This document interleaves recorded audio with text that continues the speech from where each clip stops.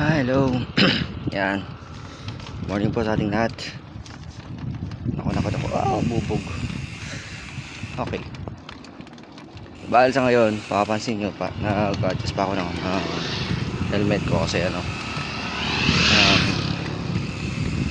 dito.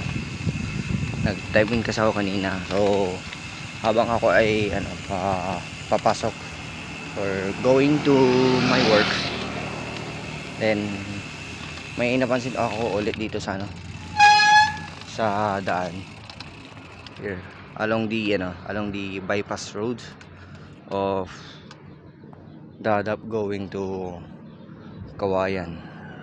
So yan pala pa siya yung banda.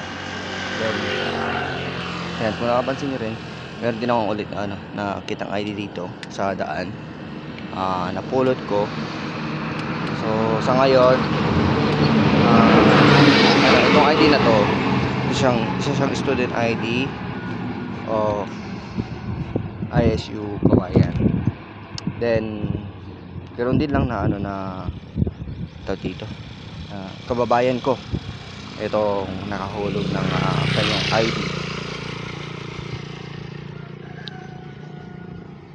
Sa ngayon, buti na lang merong contact number dito. Then try ko munang i-reach out. Then kapag hindi ko makontak yung contact number dito, gagawin mo na lang, siguro pag may time bukas or kung ano man, para mai-solve. Okay. So sa ngayon, magbibigay na muna ako ng update. Diba yung hindi ko na alam kung anong part ng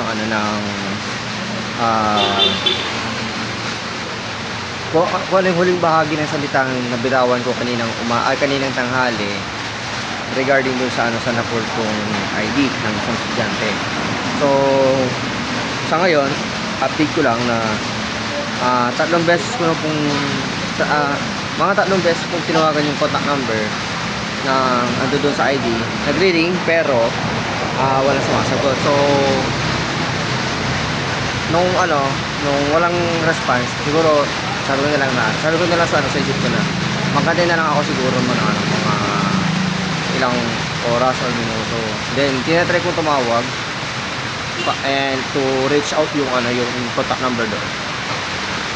Then hanggang sa nagmerenda ako kanina mga bandang 4 PM ata, 4 or 5, di ko na sure. Ngayon buti nung pagtawag kong ganyan, sumagot. Kaya pala hindi nila nasasagot yung tawag ko kaninang tanghali kasi nga andito din daw pala sila sa Kawayan. Kaya naman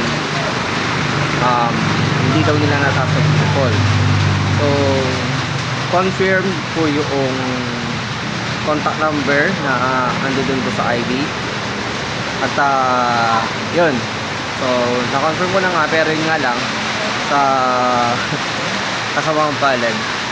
Although po uwi na sana ako, kaso yan umuulan na. So naririnig din naman siguro.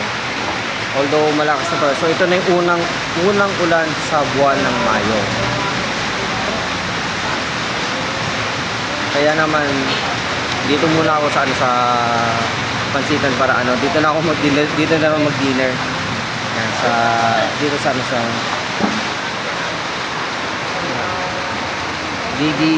JD Cuisines and Pansiteria. Kaya dito na ako mag-dinner. Dito na rin ako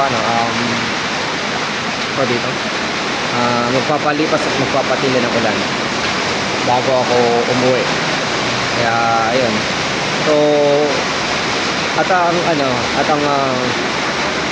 actions to be taken, napag-usapan namin ng parents ng estudyante yun, kung hindi man sana ngayon na ma-deliver yung or maibibigay or may surrender yung ID, siguro bukas na lang po na umaga kasi nasa trabaho pa ako kanina sa pamilya ko. Ngayon, dahil sa kasamang palad, hindi naman po ako makakauwi sa ngayon dahil sa umuulan. automatically bukas na po. So ganun po man, dito na po mag-edit itong documentary videos ko, and hoping na kung ano man yung mga bagay-bagay na nagagawa ko sa nililip ng tularan, at yun lang po, basta mag-ingat-ingat po tayo lahat, and God bless po sa akin. Ayun lang, ingat po.